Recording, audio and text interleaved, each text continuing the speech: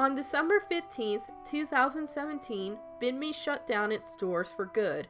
The reason for it is because they could not find sustainability, aka advertisers and money. This really didn't surprise anyone, though. When the adpocalypse was prevalent throughout 2017, many were seeking out alternatives to YouTube, and this is where VidMe kicked in. It promised that it would be a better alternative for YouTube because it would give smaller content creators a chance to grow and actually pay attention to them. On top of that, they also promised to give unfiltered speech for those who have been demonetized for speaking up on controversial issues, regardless of context. Okay, this all sounds promising enough and there is a lot of potential, but what happened? Why did VidMe die such a quick and premature death? Well, it all boils down to advertisers and competition, or lack thereof. Part 1. Get money, fuck bitches.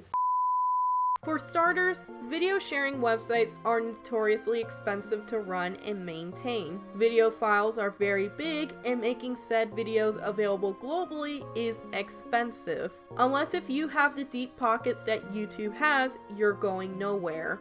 While on the topic of advertisers, VidMe failed to secure any major advertisers to promote and run ads on the website.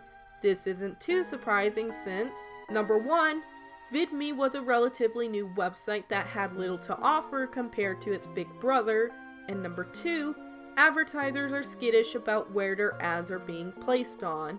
Remember, the adpocalypse happened because advertisers were pulling out of YouTube altogether when they found out their ads were being placed on videos that were controversial, to put it as nicely as possible. This caused a shockwave to YouTube, and they had to make an algorithm altogether in order to combat against content that was not considered advertiser friendly.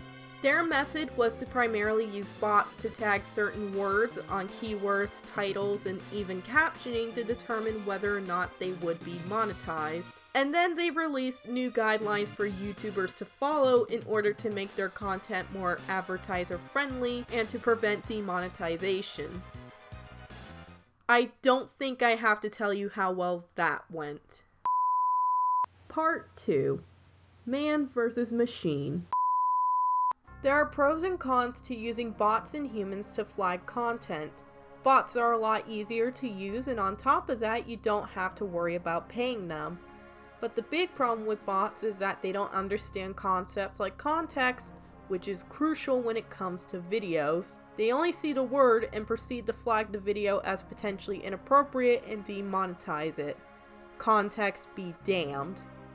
Humans, on the other hand, are able to understand context. So what's the problem? You can't expect a normal human being to siphon through hours worth of content. Just for reference, about 500 hours worth of video are uploaded to YouTube a minute. No human being is able to look through content for that long. That's not even going into the fact that many people have endured a lot of trauma from having to watch disturbing content. While YouTube has gotten better about using humans to help settle disputes, they still tend to lean for their bots to finish the task. Like I said before, bots are cheaper to maintain and you don't have to pay them. If YouTube is struggling with a functioning algorithm that caters to both content creators and advertisers, then what makes you think that VidMe would have that kind of technology? Advertisers were not going to play Russian roulette on a website that is not only new, but also can't guarantee that their ads will be played on controversial videos. Part 3. Low attendance plus bigots equals bad things happen. The biggest problem that plagued VidMe was how difficult it was to get people on YouTube to move over to their platform. Even big YouTubers like Tech Review USA had trouble getting people to watch his videos on VidMe. You need to give people something grand for them to move over to your site. Offering things like unfiltered speech is only going to take you so far, and it could potentially backfire. You also can't promise them better pay because you don't have that kind of money laying around. Say what you want about YouTube's policies, a massive perk to the website is that everyone uses it, which in turn means that people are more likely to find your videos. VidMe, did not have that kind of luxury. Going back to the unfiltered speech part, a lot of people saw that as a net positive. But there was just one teensy, itty-bitty, small problem with that aspect. VidMe became a safe haven for neo-Nazis, conspiracy theorists, and overall disgusting people on the platform. If you want a surefire way to kill any advertisers to promote your website, having those kinds of people running around your website unchecked maybe, just maybe, wasn't a good idea. Part 4. Our worst enemy. The final nail in the coffin for VidMe is YouTube itself. YouTube has been such a juggernaut for video sharing sites that it has little to no competition at this point. No competition means that YouTube doesn't feel the need to change itself, and if it does, they're changes that are counterproductive at best and at worst hurt content creators. Had VidMe stayed afloat and became a viable competitor, we could have seen YouTube taking notes on how to treat small content creators and other things it could have improved on. Final thoughts.